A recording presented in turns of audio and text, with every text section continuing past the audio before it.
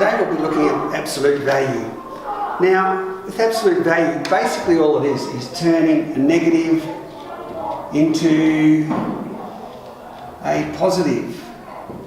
Okay, and the symbols that we use are these straight line brackets. So anything you see with straight line brackets around it, it's going to turn whatever is negative within those into something that's positive, within reason. So if we have 3 inside these brackets, that'll just be 3 as an answer. However, if we have negative 3, that becomes positive 3 as an answer. We're turning the negative into a positive. What happens if we've got x? That just remains as x. But if we have negative x, that is equal to x as well. Okay, now this has some certain ramifications. So what does that mean if we have y is equal to the absolute of x? And I'm just going to graph this. This isn't actually in the examples that are given in the book, but I just want to clarify some understanding of this.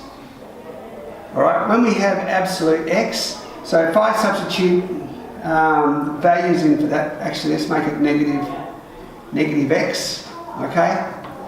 When we do that, we can have, let's just make it x. That's better. When we have 1, 2, 3, obviously we've got a point there at 0, 0. When x is 1, y is 1. When x is 2, y is 2. When x is 3, and so on. So we have this line coming down here.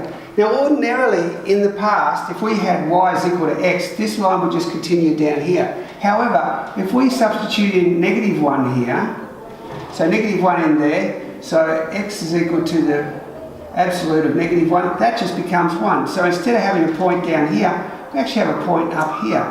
And same with negative 2. When x is equal to negative 2, we have y is equal to the absolute of negative 2, which is equal to 2. So we actually have a line coming up here.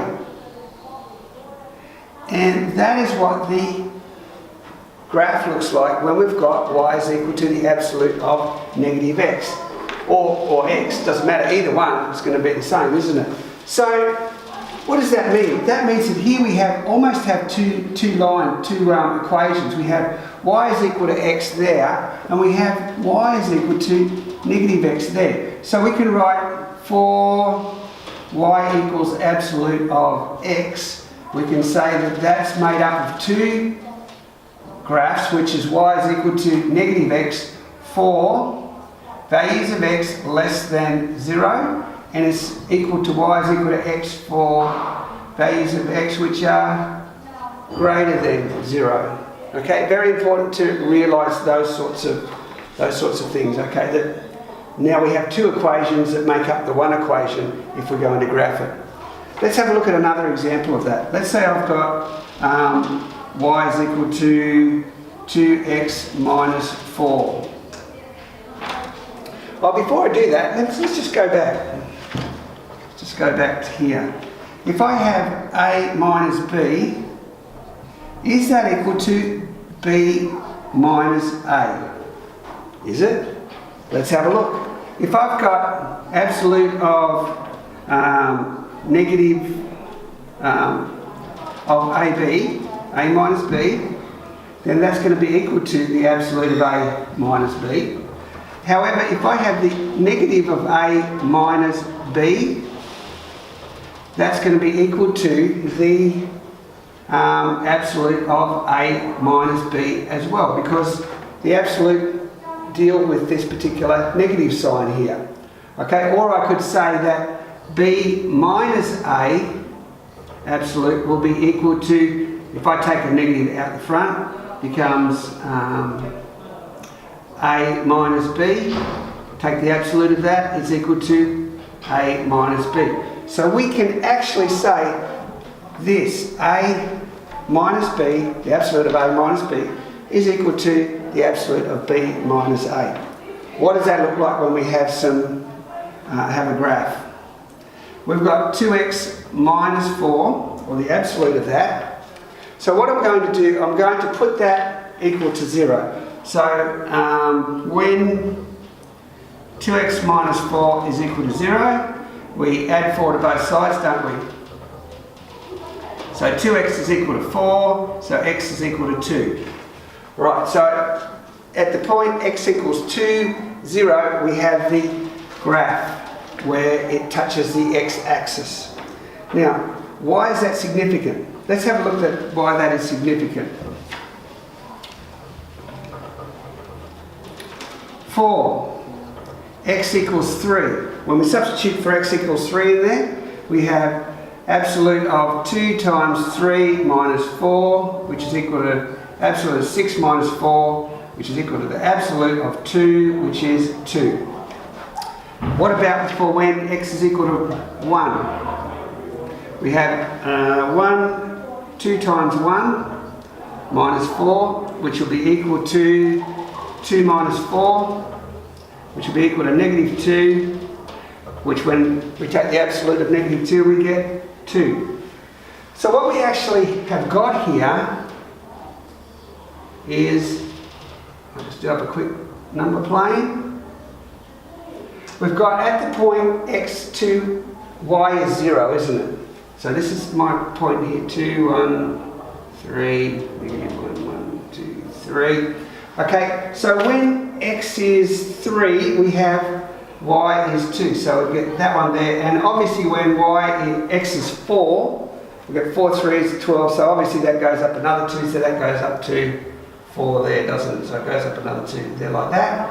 When x is 1, we actually get 2 there, so that comes up to the 2 there.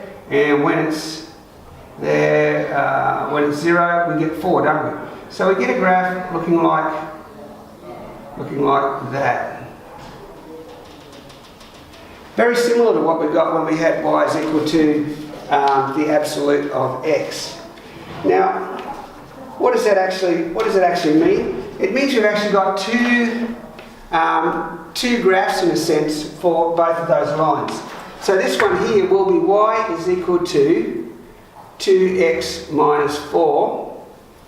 But this one here is going down. It's got a gradient of negative 2, hasn't it? Because if I put rise over run, 4 over 2, we get a gradient of 2, and it cuts the y-axis at 4. So for this one here, we get y is equal to negative 2x plus 4. Now, is there an easy way of being able to come up with these two particular equations without having to graph them or look at them in the way that we've done this? There is. And the way that we can do that is to apply what we had before, where we've got absolute of a minus b is equal to the absolute of b minus a. Okay? When we have that, here we've got 2x minus 4. And on this side we've got 4 minus 2x. What are you noticing? These are the two graphs or lines, linear equations that we have up here. So they match with what we've got up here. I'll write this around the other way so you can see it a little bit more clearly. There it is.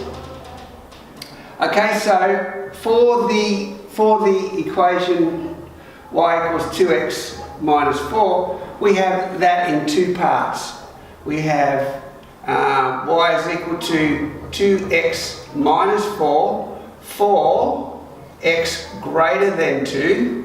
And we have the equation y is equal to negative 2x plus 4 for x less than 2. Now that's not in your book, that explanation. But it helps make a lot more sense of what's going on with absolute values when you bring equation into absolute values. Okay.